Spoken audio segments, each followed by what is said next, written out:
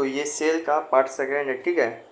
इसमें हम लोग जो कुछ कुछ ऑर्गेनल्स अभी बाकी है उसको पढ़ना, ठीक है।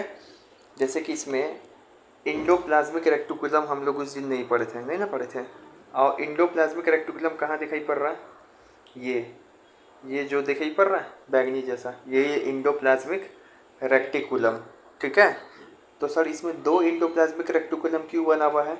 एक इस साइड है और एक इस साइड है। हाँ, तो दो प्रकार का इंडोप्लाज्मिक रेक्टिकुलम होता भी है, ईआर, ठीक है।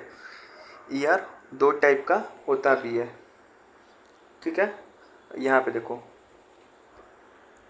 जो ईआर है, ये ईआर, इसको हम अपने मन से नाम दिए हुए नाला, समझो नाला ही टाइप का है, ठीक है। ये ईआर दो टाइप का है, ऐसे ऐसे दिखाई पड़ रहा है, एक इस साइड है एक इस साइड है। तो ये ट्यूब टाइप का है, देखो ऐसे ट्यूब जो होता है ना, ट्यूब से क्या होता है, पानी आता जाता है, ये इसी टाइप का है। इसमें क्या होता है कि अगर न्यूक्लियस से कोई चीज़ सेल के बाहर जाना है ना, तो ये ट्यूब से होके बाहर चला जाएगा। और न्यूक्लियस से सेल के अंदर आना है तो ये ट्यूब से होके सेल के अंदर आ जाएगा। तो क्या सिर्फ इसका यही काम है? नहीं, और भी काम है। तो ये जो ट्यूब है, ये वाला, इसके ऊपर देखो कि दाना दाना इसे नहीं दिखा रहा है, लेकिन ये ट्यूब है देखो काला काला इसे दाना दाना दिखा रहा है। तो जिसको दाना दाना रहता है काला काला जिसके ऊपर, इसको बोलेंगे रफ इंडोप्लाज्मिक रेक्टिकुलम। और जिस पे नहीं है दाना दाना इसको क्या बोलेंगे? Smooth endoplasmic reticulum. पहली बात तो ये याद हो गया। अच्छा, हम तुमको एक दिन बताए थे, अच्छा इसका जो इंडोप्लाज्मिक रेक्टिकुलम है इसका काम क्या है? तो ये प्रोटीन बनाएगा। क्या बनाएगा? प्रोटीन। सेल के लिए प्रोटीन बनाएगा प्लस लिपिड्स बनाएगा, प्रोटीन बनाएगा प्लस लिपिड्स बनाएगा। तो जो रफ इंडोप्लाज्मिक रेक्टिकुलम है ना, ये प्रोटीन बनाएगा, और जो स्मूथ इंडोप्लाज्मिक रेक्टिकुलम है ये लिपिड बनाएगा। अब दूसरी बात कि सर कि ये जो है, ये रफ वाला ही प्रोटीन क्यों बना रहा है, स्मूथ वाला क्यों नहीं प्रोटीन बना रहा है? तो जो रफ वाला के ऊपर दाना दाना है ना, यही है राइबोसोम्स। एकदम छोटा होता है, सेल का सबसे छोटा ऑर्गेनल कौन है? तो राइबोसोम्स। तो ये जो दाना दाना यही है राइबोसोम्स। तो यही जो है तुम्हारा जो राइबोसोम्स, जो दाना दाना पाया जा रहा है, इसका मेन फंक्शन है प्रोटीन बनाना, क्योंकि इसको प्रोटीन फैक्ट्री भी बोलते हैं। इसी कारण जो तुम्हारा रफ इंडोप्लाज्मिक रेक्टिकुलम है वो प्रोटीन क्या करेगा? बनाएगा। अब इसके ऊपर तो राइबोसोम्स नहीं पाया जा रहा है, वही दाना दाना मतलब राइबोसोम्स ही बोल रहे थे उस समय से। तो ये लिपिड बनाता है। क्या बनाता है? लिपिड बनाता है, ठीक है। लिपिड क्या चीज है? लिपिड्स मतलब फैट होता है, लिपिड्स मतलब फैट होता है। एक चीज़ बताए थे कि ये, इसको क्या बोलते हैं? सेल वॉल, अंदर में प्लाज्मा मेम्ब्रेन। तो जो प्लाज्मा मेम्ब्रेन है, इसको प्लाज्मा मेम्ब्रेन है, ये प्लाज्मा मेम्ब्रेन क्या चीज़ का बना रहता था? प्रोटीन और लिपिड। याद तो है, जाके वीडियो से देखा नहीं, करा कि नोट्स कर लिए। प्रोटीन और लिपिड से बना रहता है। और सेल वॉल पूछे तो सेलुलोज से, लेकिन जो प्लाज्मा मेम्ब्रेन पूछे तो प्रोटीन और लिपिड से। तो कहाँ से इसके पास प्रोटीन और लिपिड आया? तो जो इंडोप्लाज्मिक रेक्टिकुलम का रफ वाला पार्ट है ना, ये प्लाज्मा मेम्ब्रेन को दे देगा, जाओ तुम ले लो प्रोटीन। तो ये प्लाज्मा मेम्ब्रेन अपने पास प्रोटीन ले लेगा, और भी सेल में जिसको जिसको ज़रूरत है वो प्रोटीन ले लेगा, और ये स्मूथ इंडोप्लाज्मिक रेक्टिकुलम है, ये दे देगा लिपिड। तो इस तरीके से प्लाज्मा मेम्ब्रेन के पास क्या आ गया?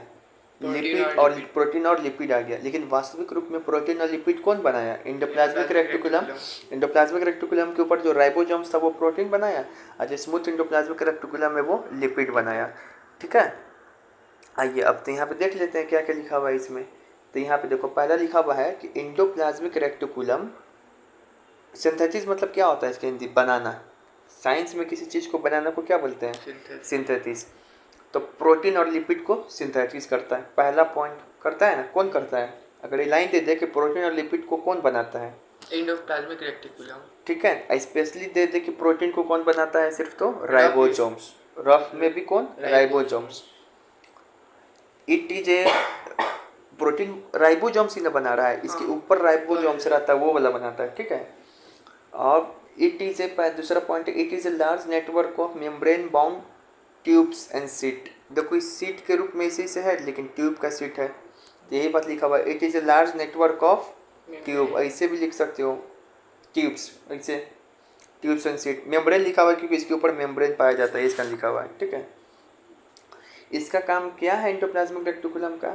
तो हेल्प्स इन, एक नाला हम बताएं कि नाला समझ जाओ, तो हम लिखे हुए भी हैं, ईयर मतलब नाला समझ जाए इसको। तो helps in transportation the material between nucleus and cytoplasm. तो ये मटेरियल्स का ट्रांसपोर्ट करेगा न्यूक्लियस से साइटोप्लाज्म से, न्यूक्लियस और साइटोप्लाज्म के बीच, मतलब न्यूक्लियस निकल के कोई चीज़ कहाँ चल जाएगा पाइप के सहारे? साइटोप्लाज्म में। और साइटोप्लाज्म से कोई चीज़ कहाँ जाएगी पाइप के सहारे, मतलब ईयर के सहारे? न्यूक्लियस में। तो ये लाइन देके पूछेगा कौन करता है? तो साइटोप्लाज्म। और क्या करता है ये? Formation of plasma membrane. Plasma membrane के लिए क्या करता है? लिपिड्स और प्रोटीन बनाता है, ठीक है ना। प्लाज्मा मेम्ब्रेन का निर्माण कौन कर रहा है? यही तो कर रहा है, क्योंकि प्लाज्मा मेम्ब्रेन लिपिड्स और प्रोटीन से बनता है। तो 4 बात याद रखोगे कि ये बना रहता है, तुमको प्रोटीन बनाता है, प्रोटीन और लिपिड, ईआर बनाता है प्रोटीन और लिपिड, और ये लार्ज नेटवर्क है ट्यूब्स का, और ये हेल्प करता है ट्रांसपोर्टेशन मटेरियल के न्यूक्लियस और साइटोप्लाज्म के रूप में, क्योंकि इसके पास नाला जैसा संरचना है। और ये फॉर्मेशन करता है प्लाज्मा मेम्ब्रेन को, क्योंकि यही तो प्रोटीन और लिपिड का निर्माण करता है। अब ये 2 तरीके का है, एक होता है स्मूथ, ये तो कोई रफ है, और एक होता है स्मूथ। तो यहाँ वाला तो नहीं लिखना है, ये तीनों लिख लेना कॉपी में। अब हम बता रहे फिगर बना के लिखोगे तो वो पार्ट याद रहेगा। अब यहाँ पे पूछता है कि rough endoplasmic reticulum, smooth endoplasmic reticulum, इसके बारे में बताइए क्या अंतर है? तो रफ एंडोप्लाज्मिक रेटिकुलम उसको बोलेंगे जिसके ऊपर राइबोसोम क्या होगा? चिपका रहेगा। स्मूथ एंडोप्लाज्मिक रेटिकुलम उसको बोलेंगे जिस पर राइबोसोम क्या होगा? चिपका नहीं रहेगा। फिर जो ई लाइन छोड़ो, ये वाला कोई इंपॉर्टेंट नहीं है। फिर दूसरा क्या है कि जो रफ एंडोप्लाज्मिक रेटिकुलम में क्या बनाएगा? प्रोटीन के लिपिड, प्रोटीन, क्योंकि ये इसके ऊपर क्या है? राइबोसोम। तो प्रोटीन सिंथेसिस बाय राइबोसोम्स, ठीक है। और ये लिपिड सिंथेसिस, ठीक है। और जो बहुत सारा प्रोटीन है ना, वो इंजाइम भी बनाता है, इसी का ये इंजाइम भी बनाएगा। जो रफ एंडोप्लाज्मिक रेटिकुलम है इंजाइम भी बनाएगा, क्योंकि बहुत सारा प्रोटीन का नियम है कि वो इंजाइम भी बनाता है, तो इसका ये इंजाइम भी बनाएगा। अब बहुत सारा लिपिड्स का नियम है कि वो हार्मोन बनाता है, इंजाइम हार्मोन ये सब जो होता है ना, तो बहुत सारा लिपिड का नियम है कि वो हार्मोन बनाएगा, तो इसका इसके ऊपर क्या चिपका रहेगा? Hormone. No role of detoxification, मतलब कि ये शहर में जो जहरीला चीज़ है उसका डिटॉक्सिफिकेशन नहीं कर पाएगा। कौन? एंडोप्लाज्मिक रफ वाला नहीं कर पाता है। मतलब कि जो होता है ना कि लीवर सेल में अगर किसी का लीवर सेल खराब हो जाता है, जैसे दारू वगैरह पीने से, अल्कोहल से या जहर से, तो कौन बचाता है? रफ बचाएगा कि स्मूथ वाला बचाएगा? स्मूथ वाला बचाता है, क्योंकि वो क्या करता है? डिटॉक्सिफाइंग करता है। यहाँ पे लिखो कि नो रोल ऑफ डिटॉक्सिफाइंग, ये है इसका role of detoxifying in liver cell, ठीक है। तो ये याद हो गया, ये हो गया। दूसरा ऑर्गेनल्स है तुमको गोल्जी अपरेटस। कहाँ पर हम लोग? Golgi apparatus. तो गोल्जी अपरेटस इसमें कहाँ पर है? तो ये गोल्जी, वही बॉडीज अपरेटस जो भी बोलते रहे, तो ये वाला, ठीक है। तो ये वाला है। अब इसका काम क्या है? तो देखो, प्रोटीन तो बना दिया था कौन? प्रोटीन और लिपिड्स, ईयर शॉर्टकट में बोला ना, ईयर बना दिया था। अब जो ईयर जो है, ईयर समझो एक तरीके से फैक्ट्री है, और इसका नाम हम रखे हुए हैं गोल्जी अपरेटस का स्यूगी। तो फैक्ट्री में बन के, लेकिन स्यूगी वाला क्या करेगा? सामान को पैक करेगा, देखेगा उसको, पैकिंग वुकिंग करेगा अच्छा से, कोई चीज़ घटा रहेगा तो उसमें रखेगा, कोई चीज़ बड़ा रहेगा तो उसमें से निकाल देगा, उसका क्या करेगा? बाजार में सप्लाई। साइटोप्लाज्म बाजार है, तो ये पैक कुक करके ले कौन जा रहा है? गोल्जी बॉडीज ले जा रहा है। इसी कारण इसको साइंस के भाषा में बोला जाता है traffic police of the cell, लेकिन हम अपने से नाम रख दिए इसका स्यूगी, ठीक है। क्या नाम रख दिए? स्यूगी। तो इसको साइंस के भाषा में बोलते हैं traffic police of the cell, लेकिन अपने से नाम रख दिए हैं स्यूगी ऑफ द सेल, ठीक है ना। इसका काम 3 चीज़ है। स्टोर, पहले तो लाएगा स्यूगी, तो स्टोर करेगा, फिर मॉडिफाई करेगा, बदलाव करेगा, और जब देख लेगा लिया या बस सामान में पैकिंग की मॉडिफाइड मतलब बदलाव कर दिया जो घटा बढ़ा है, उसके बाद क्या कर देगा? पैक कर देगा, उसके बाद ये पहुंचाएगा, ठीक है। तो इसका फंक्शन क्या है? तो storage, modification and packing of किसका? प्रोडक्ट्स। किस प्रोडक्ट का? Lipids and protein which are formed by the year. तो यही प्लाज्मा मेम्ब्रेन को भी यही सप्लाई करता हो? हाँ, यही लेके जाके देता है कि ले भाई प्लाज्मा मेम्ब्रेन हम ईयर के पास से लेके आए हैं, ठीक है। अब उसके बाद जो है ये पॉइंट छोड़ दो, डिस्पैच टू वेरियस टारगेट मतलब कहाँ, जहाँ जिसको ले जाना है, जरूरी थोड़ी प्लाज्मा मेम्ब्रेन कोई प्रोटीन की जरूरत है और जिसको जिसको जरूरत है वहाँ तक ले जाएगा। ये पॉइंट छोड़ दो, ठीक है, कॉपी में ये नहीं लिखना। दूसरा क्या है, involve in the formation of lysosome. इसका दूसरा काम और भी है कि जो लाइसोसोम्स पढ़ाए थे उस दिन, आगे और भी स्लाइड है, पढ़ाए थे नहीं। तो जो लाइसोसोम्स है ना उसका निर्माण करता है कौन, लिपिड नहीं, गोल्जी अपरेटस। इसका दो काम है, एक तो इस ये पैकिंग वुकिंग वाला काम कर रहा है, स्विगी वाला काम कर रहा है, और एक है कि ये लाइसोसोम्स का निर्माण भी करता है। अलग ही हट के काम है, कोई मतलब तालमेल नहीं मिल पा रहा होगा। लाइसोसोम्स को बस एक बात बताए थे कि सुसाइडल बैग है। हाँ ठीक है, बताएंगे। तो लाइसोसोम्स है ना, तो लाइसोसोम्स का ये निर्माण भी करता है, ठीक है। अब जो तुमसे पूछा जाता है कि ये सिस्टर्न्स नाम का संरचना कहाँ पे पाया जाता है, तो ये जो इसे लाइसोसोम्स दिखाई पड़ रहा है, इसे ये वाईफाई की तरह, तो इसी को सिस्टर्न्स बोलते हैं। तो ये कहाँ पाया जाता है, गोल्जी अपरेटस में या गोल्जीज बॉडीज में। The members bound vessel arrange near parallel to each other. देखो, member bound vessels arrange near parallel to each other in stacks, इसी को क्या बोलते हैं, जो इसे, हाँ मतलब ऐसे इसे जो है ना बैक टाइप, मतलब यही झुंड, उसी को क्या बोलते हैं, सिस्टर्न। याद कर लेना, डायरेक्ट पूछ भी सकता है सिस्टर्न क्या है, या एमसीक्यू में पूछेगा कि सिस्टर्न कहाँ पे पाया जाता है, माइटोकॉन्ड्रिया में कि ईआर में पाया जाता है कि गोल्जी अपरेटस में पाया जाता है, तो आंसर मार के आएंगे गोल्जी अपरेटस। सिस्टर्न नाम का संरचना ये में पाया जाएगा। बहुत ही छुपा क्वेश्चन है, इसी का एम की इंपॉर्टेंट लिख दिया गया यहाँ पे। तो इस हम 4 बात पढ़े, तुमको कॉपी में कैसे लिखोगे, चारों बात लिख दोगे, ये बात छोड़ के कि पहले तो यहाँ पे फंक्शन लिखोगे इसका, फिगर बना के उसका फंक्शन लिखोगे कि फंक्शन क्या है, storage, modification and packing of product. कौन सा product, product of lipids and protein, products like lipids and protein which are formed by the ER, ठीक है। अब उसके बाद दूसरा लिखोगे, दूसरा फंक्शन इसका क्या है, दूसरा नंबर, एक तो पहला हो गया, दूसरा नंबर क्या है, involve in the formation of lysosomes, ठीक है। तीसरा पॉइंट क्या लिखोगे कि on Golgi apparatus a parallel on Golgi apparatus a Golgi bodies a parallel stack like structure found which are called cistern, ठीक है। ऐसे ऐसे बना के दिखा भी देना कि देखिए इसको सिस्टर्न बोलते हैं। एग्जाम में भी आए तो लिखने में अगर मान लो डेफिनेशन में गलती हो जाए तो ऐसे बना के दिखा देगा तो समझ लेगा लड़का तेज है, ठीक है, लिखने नहीं आ रहा है इसको इंग्लिश, तो ये बात समझ जाएगा। तो ये पूरा हो गया। अब यहाँ पे एक सवाल है, अगर तुमसे पूछ दिया जाए कि what would happen to the life कि यदि सेल में क्या होगा ये जी गोल्जी अपरेटस नहीं होगा, तो सोचो कि गोल्जी अपरेटस का फंक्शन क्या था, स्विगी वाला काम नहीं हो पाएगा, सप्लाई वाला काम नहीं हो पाएगा, तो no proper packing and transportation of protein and lipids, बस ये सब नहीं लिखना है, कहीं कहीं चला जाएगा। हाँ ठीक है ना, अपने जाना पड़ेगा आदमी को। तो no proper packing and transportation of protein and lipids. दूसरा क्या है, नो लाइसोसोम फॉर्म। जब लाइसोसोम फॉर्म नहीं होगा तो क्या होगा कि जो डेड सेल है वो उसका साफ नहीं हो पाएगा, तो नो लाइसोसोम फॉर्म, यहाँ पे लिख दो बस इतना। अब without lysosomes the cell can not digest waste material, ठीक है।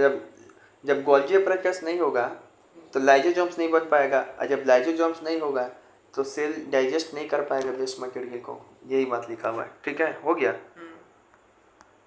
अब यहाँ पर है लाइसोसोम्स के बारे में बोल रहा है, तो सर रिकॉर्ड हो रहा है कि नहीं हो रहा है, चल। अब यहाँ पे लाइसोसोम्स के बारे में बोल रहा है, ठीक है ना, लाइसोसोम्स के बारे में बोल रहा है। तो देखो लाइसोसोम्स जो है कहाँ पर है, आइए इसका फिगर दिखाते हैं। मेन फिगर पे फिगर जरूर बना के याद करो तभी पार्टी याद होगा। लाइसोसोम्स कहाँ पर है फिगर में, तो छोटा सा जो दिखाई पड़ रहा है पिंक, मतलब एक सेल में बहुत सारा लाइसोसोम्स हो सकते हैं। अब यहाँ दिखाई पड़ रहा है, एक यहाँ दिखाई पड़ रहा है, तो हर बार फटता होगा तो फॉर्म भी तो होता होगा। तो यही है लाइसोसोम्स, ठीक है। क्या खाली गोल सा स्ट्रक्चर, जब हाँ गोल सा स्ट्रक्चर है। अब देखो लाइसोसोम्स है, इसको वेस्ट डिस्पोजल बोलते हैं, ठीक है। तो इसको समझ जाए एक तरीके से, दो तरीके से।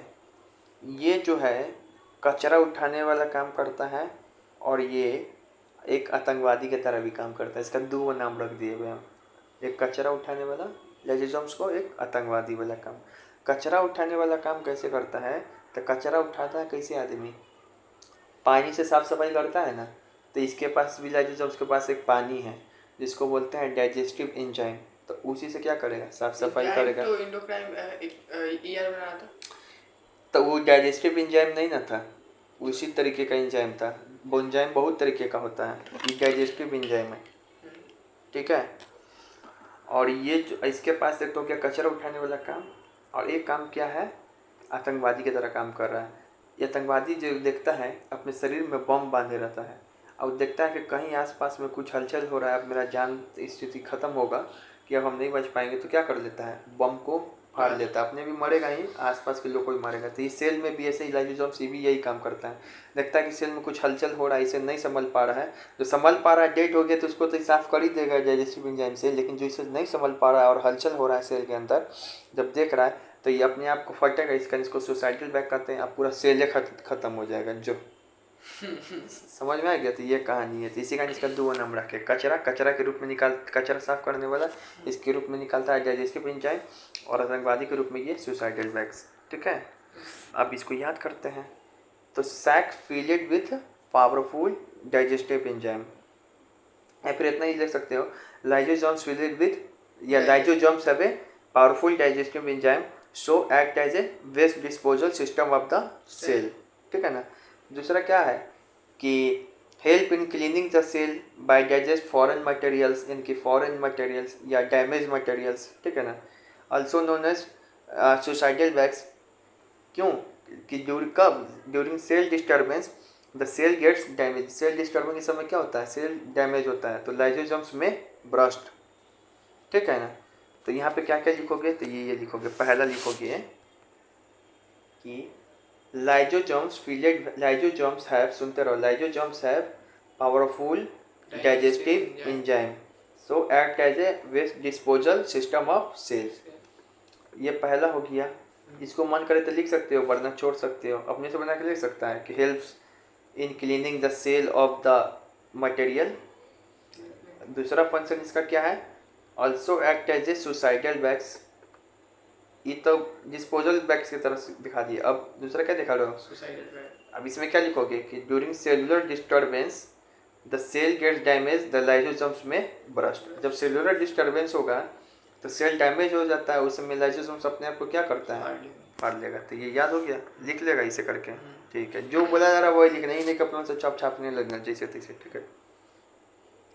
वैक्यूल्स मतलब क्या होता है, तो वैक्यूल्स का काम है तुमको एक टर्जिडिटी देना, रिजिडिटी देना, स्टोरेज, मतलब कुछ चीज़ का समझ जाओ कि एक तरीके से ये, इसका नाम क्या रख सकते हैं, तो इसका नाम एक तरीके से रख सकते हैं स्टोर हाउस, क्या रख सकते हैं, स्टोर हाउस, स्टोर रूम कर सकते हैं इसमें। तो देखो पहला तो यही बात है कि स्टोरेज सैक, क्या है ये, स्टोरेज सैक है।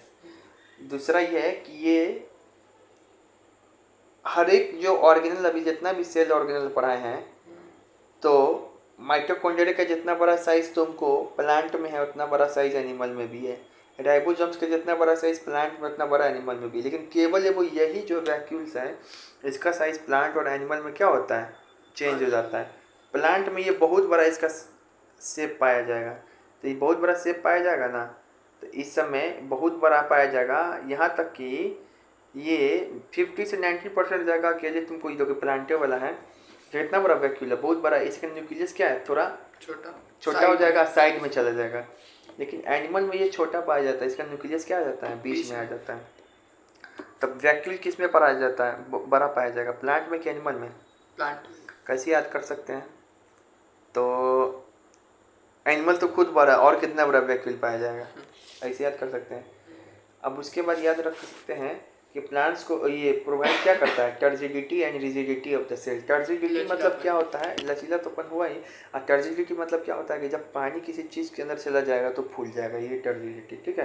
तो सेल में पानी चला जाता तो फूल जाता है, हाँ, तो इसी के कारण वैक्यूल्स, इसी में पानी आके जमा हो जाता है। ये स्टोर करता है किसको किसको, amino acid, sugar, organic acid और प्रोटीन, ठीक है। देखो तो एग्जाम पूछ सकता है, एग्जाम में घुमाएगा, क्या लिपिड को भी स्टोर करता है, नहीं, तो इसका ट्रिक बनाया हुआ है सोप। वैक्यूल्स किसको किसको स्टोर करता है? तो इसका ट्रिक है सोप। एस से क्या है? शुगर। ओ से क्या है? Organic acid. ए से क्या है? Amino acid. पी से क्या है? पी से नहीं है प्रोटीन। तो प्रोटीन को करता है मगर लिपिड को नहीं। तो इतना चीज को क्या करता है? एब्जॉर्ब। अब कुछ एग्जाम में दे देगा कि कार्बोहाइड्रेट को भी स्टोर करता है, तो नहीं, वो सब बकचोदी मत कीजिए, जो सिखाया गया वही है सिर्फ, ठीक है। तो इसे एमसीक्यू में पूछ सकता है। उसके बाद जो अमीबा होता है, अमीबा तो नहीं सोचा जा रहा है, तो देखो अमीबा के बारे में क्या लिखे हैं, ये वैक्यूल है। तो अमीबा के समय क्या होता है कि अमीबा वैक्यूल से ही खाएगा, वैक्यूल से ही हक देगा, मतलब खाता भी अमीबा वैक्यूल से ही, पोटी भी कर देगा वही से। ये अमीबा के केस में होता है, स्पेशल पॉइंट है। The food vacuoles contain food items that amoeba consume expel waste, ठीक है ना, ये याद रख सकते हो।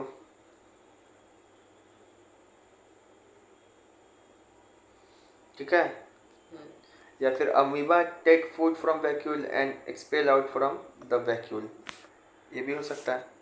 तो अमीबा में मेन वैक्यूल ही होता है क्या? खाने पीने के लिए रिस्पॉन्सिबल। खाने पीने हगने के लिए ही रहता है।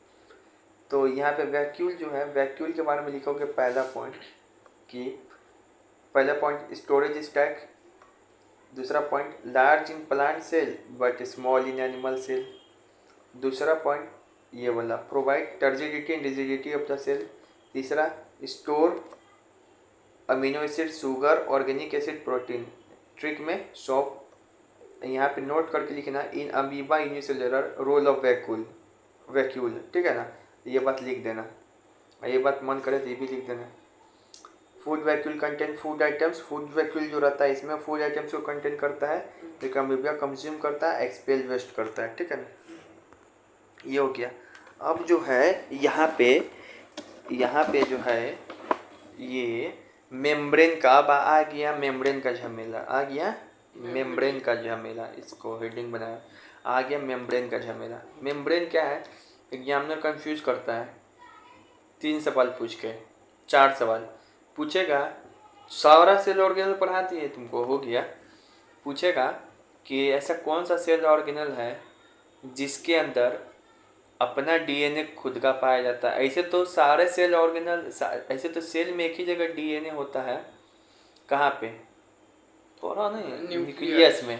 लेकिन न्यूक्लियस के अलावा भी कुछ ऐसा ऑर्गेनल है सेल के अंदर जहाँ पे अपना सेल ऑर्गेनल भी पाया जाता है, सॉरी डीएनए पाया जाता है। पहला सवाल ये पूछेगा।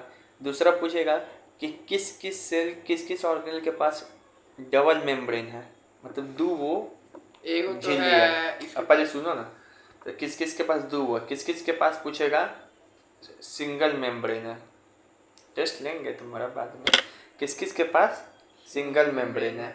फिर पूछेगा किसके पास मेम्ब्रेन है ही नहीं, सिंगल डबल छोड़ी, किसके पास मेम्ब्रेन है ही नहीं। तो 4 तरीके का सवाल है। तो सुनो, जिसके पास डीएनए होता है ना, उसके पास डबल मेम्ब्रेन भी होता है। जिसके पास अपना डीएनए होगा, जिस ऑर्गेनल के पास, उसी के पास अपना डबल मेम्ब्रेन होगा। तो डी से डीएनए, डी से डीएनए, डी से डबल मेम्ब्रेन। तो न्यूक्लियस, माइटोकॉन्ड्रिया, प्लास्टिड, इन सभी के पास अपना डीएनए भी होगा और डबल मेम्ब्रेन भी होगा। सॉरी, याद कैसे रखे थे, इसका एक ही ट्रिक है, ट्रिक बना हुआ है, आप देखो ट्रिक ऐसे MNOP बोलते, KLMNOP, MNOP, तो इसमें से O काट दो, O कुछ नहीं है, O से है कोई ऑर्गेनल का नाम नहीं ना। तो M से मतलब माइटोकॉन्ड्रिया, N से मतलब न्यूक्लियस और P से मतलब प्लास्टिड। तो MNOP के पास क्या है? डबल मेम्ब्रेन प्लस डीएनए है। बाकी जो बच गया इधर, जो endoplasmic reticulum, Golgi apparatus, lysosomes, vacuoles, इसके पास डीएनए नहीं है अपना, यानी सेल के डीएनए पर ही निर्भर है, और इसका ये सिंगल मेम्ब्रेन है। एक और ऑर्गेनल बच गया इस सभी में, राइबोसोम्स, तो इसके पास कोई मेम्ब्रेन है ही नहीं, तो डीएनए की बात ही छोड़ दीजिए, इसके पास कोई मेम्ब्रेन है ही नहीं। और राइबोसोम्स का काम क्या है? प्रोटीन फैक्ट्री, रफ ईयर के साथ चिपका रहता है। राइबोसोम्स को एक और खासियत बात है कि only organelle present in the prokaryotic and eukaryotic cell. बताए थे प्रोकैरियोटिक यूकैरियोटिक के बीच का डेफिनेशन उस दिन, बताए कि नहीं बताए? तो प्रोकैरियोटिक यूकेरियोटिक सेल के बीच में अगर पूछा जाए एकमात्र ऐसा कोई सेल ऑर्गेनल बताइए जो दोनों में पाया जाता है, तो यही है राइबोसोम्स, जो दोनों में पाया जाता है, प्रोकैरियोटिक में भी और यूकैरियोटिक में भी, एकमात्र यही है। तो ये बहुत इंपॉर्टेंट है एमसीक्यू के हिसाब से, यहाँ से तो फंस ही जाएगा एमसीक्यू। तो ये भी ऐसे जैसे लिखा हुआ है वैसे लिख लेना, फिर से बताना होगा। राइबोसोम्स के पास नहीं है ना डीएनए ना कोई मेम्ब्रेन। ये तीनों के पास क्या है, डीएनए नहीं है लेकिन सिंगल मेम्ब्रेन है, और ये तीनों के पास क्या है, डीएनए भी है, डबल मेम्ब्रेन भी है, KLMNOP। ठीक है, अब आता है प्लांट सेल एनिमल सेल के बीच में डिफरेंस पूछता है। ऐसे डिफरेंस बहुत सारा है, लेकिन जो जो इम्पोर्टेंट है वो बता रहा है सिर्फ डिफरेंस। दोनों में सबसे पहला तो डिफरेंस यही है, सेल वॉल जो सिर्फ प्लांट में पाया जाएगा, एनिमल में नहीं। प्लांट को चढ़ने के लिए वॉल चाहिए, एनिमल को नहीं, इसे याद कर सकते हैं। तो इसमें सेल वॉल प्रेजेंट, उसमें एब्सेंट। प्लांट में प्लास्टिड होता है, वो भी 3 तरीके का, लेकिन एनिमल में प्लास्टिड नहीं होता है। प्लांट में जो लार्ज वॉक्यूल पाया जाता है, एनिमल में स्मॉल। पहले ही से एनिमल, ऐसे एनिमल तो चलता है ना, कितने शरीर में वजन लेके चलेगा, ऐसे याद कर सकते हो। प्लांट में सेंट्रियोल एब्सेंट होता है, लेकिन एनिमल में सेंट्रियोल रहता है। सेंट्रियोल का काम है सेल डिवीजन करना, ठीक है ना। कभी है व्हाट इज सेंट्रियोल, तो हेल्प्स इन सेल डिवीजन, बस इतना रख सकते हो। तो क्या प्लांट में सेल डिवीजन नहीं होता, होता है, लेकिन कुछ दूसरा चीज़ से होता है, ठीक है। एक और चीज़ है यहाँ पे लिख लेना, सेंट्रोजोम जो एक होता है सेल ऑर्गेनल, ये भी केवल किस में पाया जाता है, सेंट्रियोल को ऐसा सेंट्रोजोम बोलते हैं। ये भी किस में पाया जाएगा, सिर्फ एनिमल सेल में, प्लांट में नहीं। यही डिफरेंस है। इसके अलावा सर राइबोसोम्स तो दोनों में पाया जाएगा। कहाँ पर है राइबोसोम्स, ये है इसके ऊपर, राइबोसोम्स दोनों में पाया जाएगा ये। इसके अलावा सर वॉक्यूल दोनों में पाया जाएगा, ठीक है ना, अपना फिगर देखते रहना। वॉक्यूल भी दोनों में पाया जाएगा। तो एग्जाम में डिफरेंस लिखने के लिए आए, और माइटोकॉन्ड्रिया भी दोनों में, सब चीज़ दोनों में, सब चीज़ अब सेम होगा, बस जो डिफरेंस था वही बता दिया गया। तो एक तरफ ऐसे लिख के फिगर बना देगा एग्जाम में, एक तरफ ही लिख के फिर फिगर इसका भी बना देगा। फिगर हम तुमको देंगे इंटरनेट से, वो वाला फिगर बनाना, ये बनाना है। फिगर हम बना चुके हैं, बनाया ठीक है, लेकिन अच्छा वाला फिगर देंगे प्लांट और एनिमल सेल का। इसमें कहाँ कुछ पता चल रहा बढ़िया तरीके से, ठीक है, लाल पियर हरियर हो रहा खाली। अब जो है तो ये हो गया। अब जो है सेल डिवीज़न है। सेल डिवीज़न क्या होता है, तो सेल डिवीज़न एक प्रोसेस है जिसके द्वारा न्यू सेल क्या होता है, फॉर्म होता है ऑर्गेनिज्म में। सेल डिवीज़न क्या है, तो एक प्रोसेस है जिसके द्वारा क्या होता है, न्यू सेल फॉर्म होगा। सेल डिवाइड होगा तभी तो ये दुनिया बढ़ेगा। सेल डिवाइड नहीं होगा तो नया सेल नहीं बनेगा, तो आदमी मतलब दुनिया नहीं चल पाएगा। इसका सेल डिवीज़न ज़रूरी है। New cell formed for growth, new cell क्यों होता है, ग्रोथ के लिए, सेल रिप्लेसमेंट के लिए और रिप्रोडक्शन के लिए। पूछ सकता है कि न्यू सेल किस लिए बनता है, तो ग्रोथ, जिससे ग्रोथ हो, और दूसरा रिप्लेसमेंट खराब सेल का, और रिप्रोडक्शन, तब से 1 से 2, 2 से 3 बनेगा। 2 तरीके का सेल डिवीजन होता है, एक होता है माइटोसिस, एक होता है मियोसिस। ये है माइटोसिस का फिगर, ये है मियोसिस का फिगर, ठीक है। जो माइटोसिस है और मियोसिस है, ठीक है, जो माइटोसिस है और मियोसिस है, सेल डिवीजन क्या है, तो process by which new cell are made is called cell division. अब एक तरफ है माइटोसिस, एक तरफ है मियोसिस, इसको याद रखना है। माइटोसिस क्या है, माइटोसिस एक तरफ है, मियोसिस। जो माइटोसिस में होता है ना, इसमें जो सेल डिवाइड होगा 2 डॉटर सेल में डिवाइड होगा। यहाँ पे देख रहा है, एक सेल डिवाइड होकर कितना डॉटर सेल मिल रहा है, 2 दिखाई पड़ रहा है, 1 और 2। और जो मियोसिस होता है, इसमें एक सेल डिवाइड होकर 4 डॉटर सेल बनता है, ठीक है। कितना बनेगा, 4, पहले 1 से 2 बनेगा, फिर ये अपना 2 बनेगा। तो याद रखेंगे, जो माइटोसिस होता है उसमें 1 से 2, लेकिन मियोसिस में 1 से 4 बनता है। ये 1 हो गया, ये वाला जोड़ो ना खाली, 1 से 4, ठीक। उसके बाद जो क्रोमोसोम्स होता है, तो देखो माइटोसिस में देखो यहाँ पे ये क्या है, पेरेंट सेल है, और ये कौन सा सेल है, डॉटर सेल। तो जो पेरेंट सेल्स में बताओ क्रोमोसोम्स कितना है यहाँ पे, 1 2 3 4, इसमें भी जोड़ लो कितना हो जाएगा, 1 2 3 4। तो माइटोसिस में एक सेल 2 सेल में डिवाइड होगा, वो बात सही है, लेकिन क्रोमोसोम्स का संख्या सेम रहता है डॉटर सेल में भी। मदर सेल बोलते हैं, पेरेंट सेल नहीं, गलती से बोलते, मदर ही होता है बायोलॉजी में, पेरेंट को नहीं होता। तो पेरेंट भी बोल सकता है, कोई गलत नहीं होगा। तो जो क्रोमोसोम्स है क्या होगा, 4 ही रहेगा, सेम नंबर में रहेगा एस मदर सेल। लेकिन जो मियोसिस है क्रोमोसोम्स आधा हो जाता है। यहाँ पे कई वो है, जो 4 वो है, लेकिन इसमें कितना हो गया, 2 वो, फिर इसमें कितना हो गया, 2 2। तो जो मियोसिस होता है उसमें क्रोमोसोम्स क्या हो जाता है, आधा हो जाएगा। जो माइटोसिस होता है इक्विटेशनल डिवीजन होता है, लेकिन इसमें रिप्रोडक्शनल डिवीजन होता है।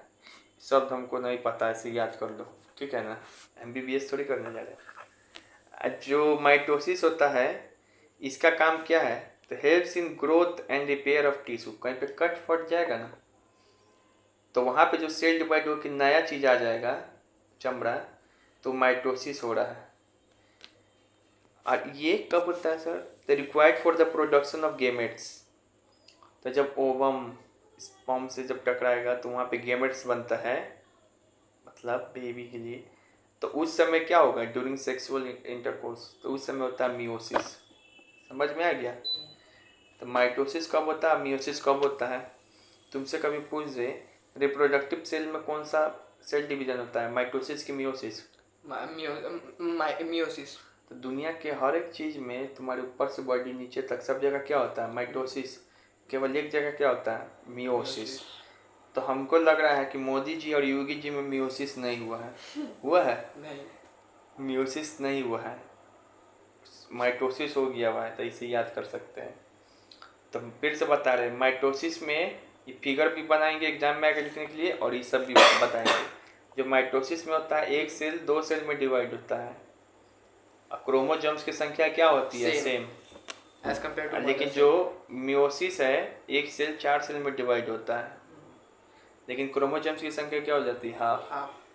क्रोमोसोम्स क्या हो जाएगा, हाफ। और उसके बाद बताए थे हेल्प्स इन रिपेयर टिश्यू, और ये मोदी जी बोला है occurs during reproduction, reproductive cells, या फिर production of gametes, required for production of gametes. ठीक है, ये हो गया, सेल डिवीजन हो गया।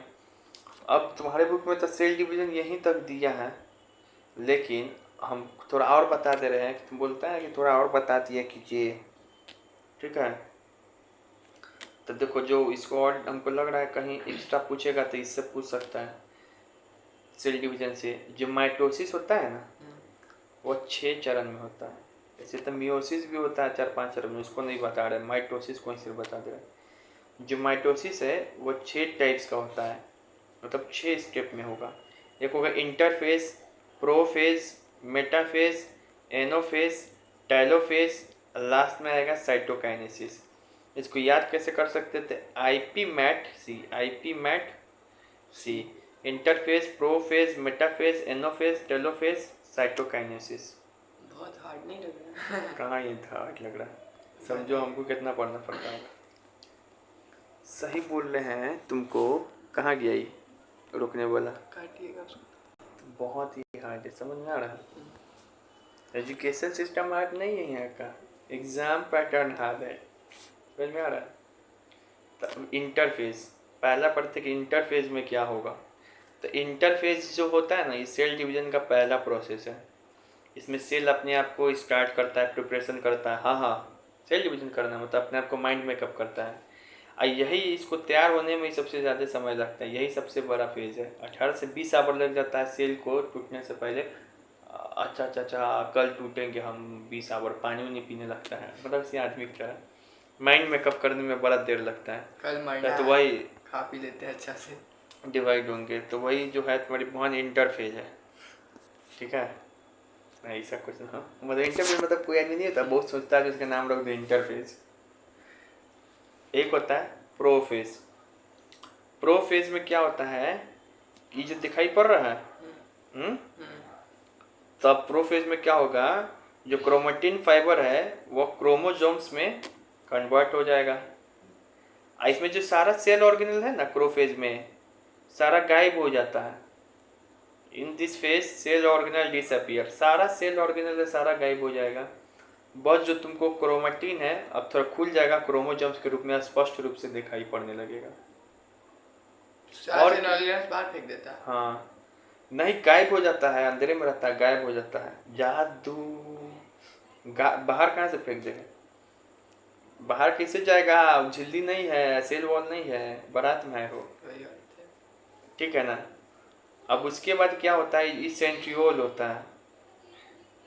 तो जो प्रोफेज जब होता है ना तो सेंट्रियोल, दो चीज होता है इसमें, एक तो सारा गायब हो जा रहा है सेल ऑर्गेनल, और जो सेंट्रियोल है वह अपोजिट डायरेक्शन में जाने लगता है। दोनों सेंट्रियोल, एक सेंट्रियोल इधर चला गया, एक सेंट्रियोल इधर चला गया,